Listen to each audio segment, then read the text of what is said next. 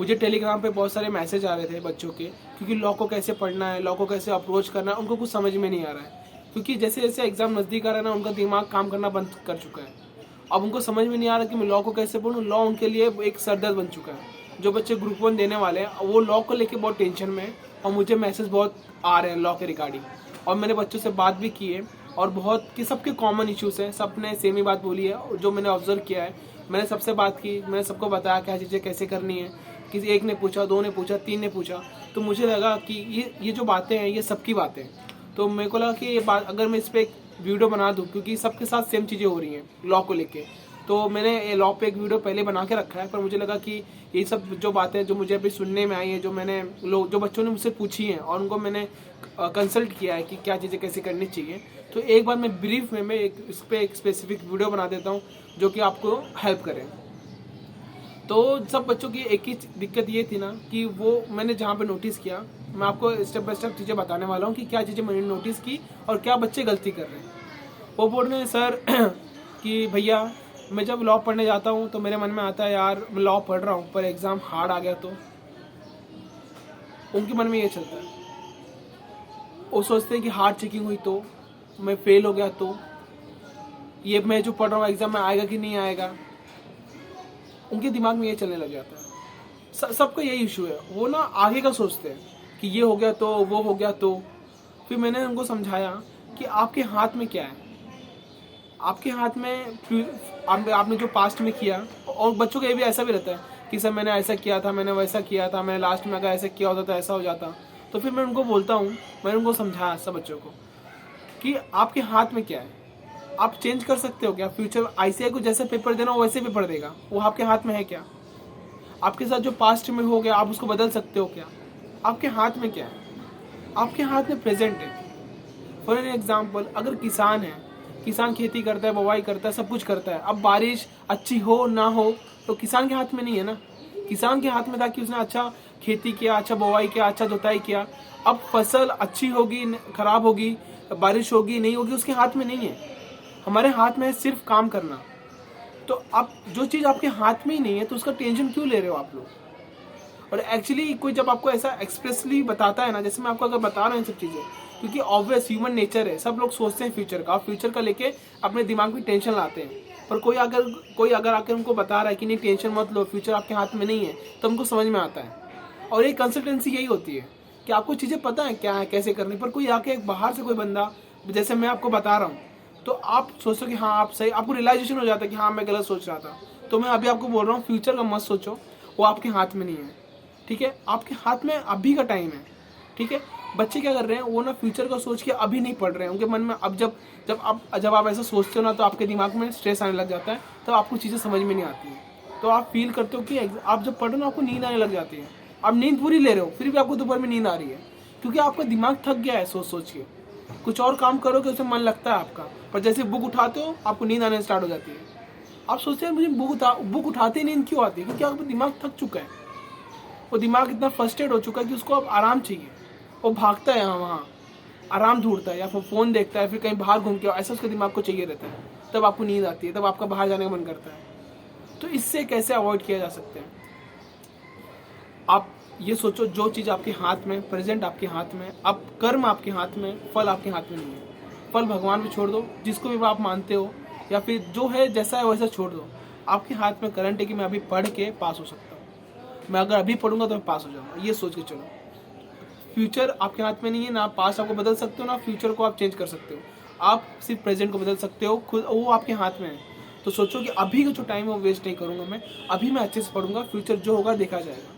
मैंने अपना 100% दिया है। आपको कल तो ये रिग्रेट नहीं रहना चाहिए कि यार मैंने अपना 100% नहीं दिया, यार मैं ऐसा कर सकता था। नहीं, 100% दो अपना।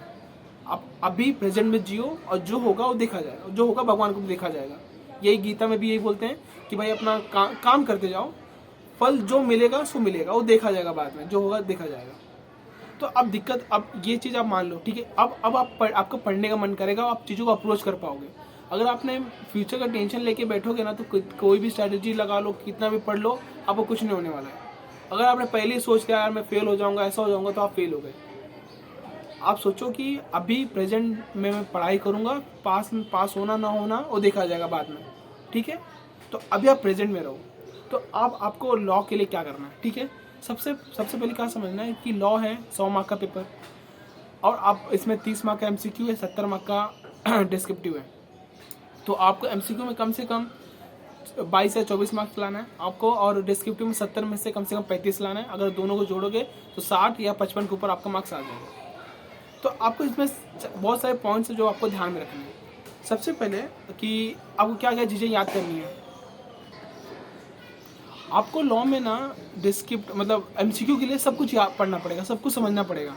देखो लॉ में ना एक बात तो पहले ये समझो, लॉ को कोई पूरा याद नहीं कर सकता, कोई भी याद नहीं कर सकता, आप भी नहीं, कोई नहीं याद कर सकता, ठीक है। तो लॉ को सबसे पहले आप जो भी चैप्टर पढ़ोगे ना, सबसे पहले उसको समझो, समझना सब है, आपको छोड़ना कुछ नहीं है। देखो ऐसा होता है ना कि आप जो चैप्टर आपको याद नहीं हो रहा तो आप पूरा चैप्टर ही छोड़ देते हो, यार हटाओ यार, उसको करना ही नहीं है, मतलब आप उसको समझते भी नहीं हो, एक बार रीड भी नहीं मारते हो। पर अभी केस ऐसा है ना, 100 मार्क का डिस्क्रिप्टिव नहीं है, 30 मार्क का MCQ है, तो आपको समझना सब पड़ेगा। बहुत लोग मुझसे क्या पूछते हैं, सर मैं ये चैप्टर छोड़ दूँ क्या, ये चैप्टर छोड़ दूँ क्या। मैं बोलता हूँ अरे भाई छोड़ क्यों रहे हो, MCQ तो आएगा ना, तो एक बार रीड मार लो ना।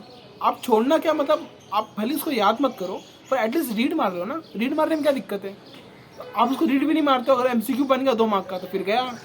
तो देखो MCQ के लिए आपको सब पूरा चीज़ समझना है अच्छे से, ठीक है। आप अगर समझने के लिए आप खुद से भी समझ सकते हो या फिर रिवीजन लेक्चर, वो आपका कॉल है, आपको कैसे समझना है, पर समझना सब है, आपको हर एक पॉइंट समझना है, ठीक है। और MCQ में कुछ चीज़ें ऐसी होंगी जो लर्निंग बेस पे होंगी, मतलब जैसे लिमिट हो गया, पेनल्टी होगा, ये सब याद करने वाला रहेगा।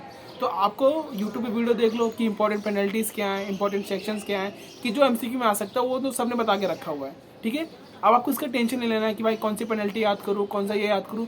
अगर आपको बहुत सारा है ना कि भाई कौन सा इंपॉर्टेंट है, तो जाके यूट्यूब पे देख लो, बहुत लोग हैं जिन्होंने बताया कि भाई इंपॉर्टेंट पेनल्टीज़ क्या है, इंपॉर्टेंट फॉर्म नंबर क्या है, वो सब आप लॉ में देख सकते हो। और इसके लिए मैंने ना और जो 10 बचा 70 मार्क का, तो 70 मार्क में ना सबसे अच्छी अप्रोच लेके चलनी है आपको। जो एक कैटेगरी के चैप्टर है, इंपॉर्टेंट चैप्टर, उसको आपको करके जाना है। देखो ये जो PDF है मैंने बनाई है, खुद से बनाई है सर्च करके अच्छे से, और ये ना बहुत मतलब ये जो चैप्टर्स मैं आपको बता रहा हूँ, देखिए इसमें सबसे पहले इसमें 5 चैप्टर जो आपको करके ही जाना है। देखो मैंने ABC में बांटा है चैप्टर को, जो बहुत ज़्यादा इंपॉर्टेंट चैप्टर है, और जो स्कोरिंग है जो आते हैं, ठीक है। सबसे पहला चैप्टर है कि LLP, आपको LLP करके जाना है। 12 मार्क 10 से 12 मार्क का आते ही आता है, LLP करके जाना है। देखो अभी आपको समझ में आएगा ना कि मैं आपको बता रहा हूँ, चैप्टर्स के नाम बता रहा हूँ पहले, फिर उसके बाद उसको कैसे करना है वो भी मैं आपको एक स्मॉल ब्रीफ दे देता हूँ। आपको फेमा अच्छे से करके चलना है, आपको कंपनी इनकॉर्पोरेटेड आउटसाइड इंडिया ये भी देख के चलना है, मैनेजमेंट एंड एडमिनिस्ट्रेशन वाला देख के चलना है, अकाउंट्स ऑफ कंपनी ये देख के चलना है। ये जो चैप्टर्स है ना, ये इंपॉर्टेंट चैप्टर्स है, ये करके चलना है। अब आपको समझेगा कि देखो आप मैंने आपको जैसे बता दिया, मैनेजमेंट एंड एडमिनिस्ट्रेशन करना है, बहुत बड़ा चैप्टर है ये। तो आप ना एक बार इसको पढ़ ले, समझ लो अच्छे से, रीड कर लो, क्योंकि देखो पहले आपको रीड मारना है। रीडिंग में क्या करोगे, आप सिर्फ समझोगे। आपने रीडिंग मार लिया, आपने समझ लिया, आपका MCQ काम बन गया, ठीक है। अब आता है कि अब याद क्या क्या याद करना है। आपको कैसे मालूम पड़ेगा कि मैं इसमें क्या याद करूँ, क्या छोड़ दूँ। एक बार जब आपका रीड मार के हो जाए ना, तो एक बार क्वेश्चन बैंक देखो, क्वेश्चन बैंक में कैसा कैसा क्वेश्चन पूछा है। आप जब पहली बार रीड कर रहे हो ना लॉ को, ये जो लॉ को रीड कर रहे हो ना, तो पहले बस रीड करो, ठीक है, बस समझो। उसके बाद क्वेश्चन बैंक देखो, कैसे कैसे क्वेश्चन पूछा है, कहाँ कहाँ से क्वेश्चन पूछा है। फिर आप क्वेश्चन बैंक में देखो कि हाँ यहाँ से क्वेश्चन पूछ रहे हैं, मतलब यहाँ से क्वेश्चन बन सकता है। फिर उसको जाके अपने नोट्स में जब आप रीडिंग करोगे तब उसको याद करना है। क्वेश्चन बैंक आप में ये क्वेश्चन ना बहुत जेन्युइन क्वेश्चन है कि लॉ में क्या याद करूँ मैं। सब तो बोलते हैं कि चैप्टर 7 मतलब कि 11 चैप्टर अच्छे से कर लो, 15वां चैप्टर, 12वां चैप्टर, 7वां चैप्टर, 9वां चैप्टर अच्छे से कर लो, मैनेजमेंट एंड एडमिनिस्ट्रेशन अच्छे से कर लो, पर उसमें याद क्या करूँ मैं, ये बहुत इंपॉर्टेंट क्वेश्चन है। तो आपको देखो, आपको कैसे डिसाइड करो क्या याद करना क्या नहीं करना है। आपको क्वेश्चन बैंक पढ़ना है, क्वेश्चन बैंक में से जब क्वेश्चन बैंक पढ़ोगे तो आपको समझ में आएगा कि क्वेश्चन कहाँ से पूछ रहे हैं। तो जाके फिर वो जब नोट्स पढ़ोगे तो वो क्वेश्चन आपको याद करा, आपके दिमाग में बन जाएगा, हाँ यहाँ से क्वेश्चन पूछा था, 2-3 क्वेश्चन पूछा था, मतलब यहाँ से MCQ या फिर यहाँ से कुछ बन सकता है। ये हर चैप्टर वाइज आपको करके चलना है। और आपके पास क्वेश्चन बैंक ऐसा होना चाहिए जिसमें RTP MTP सब जो भी क्वेश्चन बैंक है वो सही होगा आपके पास। ये बात समझ के चलना, जिसका भी हो आपके पास। ये जो PDF है मैंने बनाई है, और B चैप्टर मैंने कैटेगरी B चैप्टर बताए हैं, और C चैप्टर भी आपको मैंने बता कर रखे हुए हैं। ये जो PDF है मैं आपको सेंड कर दूंगा, मैंने खुद से बनाई ये PDF। और इसमें मैंने पॉइंट्स जो मैंने बताया इसको अंदर मैंने लिखा भी है, जो चीज़ आपको याद करके चलनी है। और सबसे पहली बात कि जो ये है मतलब अदर लॉ का कि जो चैप्टर है जनरल क्लॉज वाला और इंटरप्रिटेशन वाला, इसमें सिर्फ इम्पोर्टेंट वाला करके जाओ। इसको पूरा करने जाओगे ना तो आपका दिमाग का दही हो जाएगा, कोई नहीं कर सकता है इसको अच्छे से। इसमें जो जो इम्पोर्टेंट, हाँ भाई रिपील वगैरह जो भी इम्पोर्टेंट है वही करके जाओ। आप इसको कर ही नहीं सकते अच्छे से, आप कोई नहीं कर सकते इसको अच्छे से। इतना लैंग्वेज इतनी हार्ड है ना, इसके चक्कर में मत बर्बाद करो अपना। ये 2 चैप्टर के चक्कर में इसको ना एंड में करना, और जो इम्पोर्टेंट है वही करना, कि हाँ देख लो कि क्या क्या इंपॉर्टेंट है और वो उसको अपने हिसाब से करके जाना, ठीक है। बाकी सब बातें मैंने इसके अंदर पीडीएफ जो है उसके अंदर बता के रखी है। पीडीएफ मैं अपने टेलीग्राम चैनल पर डाल दूंगा। बस ये चीज़ ध्यान रखना है कि अप्रोच अच्छी रखनी है। जो वीडियो देखो, मैं यहाँ पे आपको आया हूँ मोटिवेट करना है, ठीक है। और ये जो पीडीएफ मैं आपको दे दूंगा, और कुछ भी रहे आप टेलीग्राम ज्वाइन पे आओ। अगर आप बहुत फ्रस्ट्रेटेड हो या फिर आपको बहुत एंजाइटी वगैरह हो रहा है, ठीक है, तो आप मुझसे बात कर सकते हो, ठीक है। आप टेलीग्राम पे मुझसे बात करो, मैं आपसे जरूर कनेक्ट करूँगा, ठीक है। कुछ भी हो, पढ़ते रहो और खुश रहो, ठीक है। और कुछ भी होगा मुझे बताना, मैं आपके साथ हूँ हमेशा। बाय।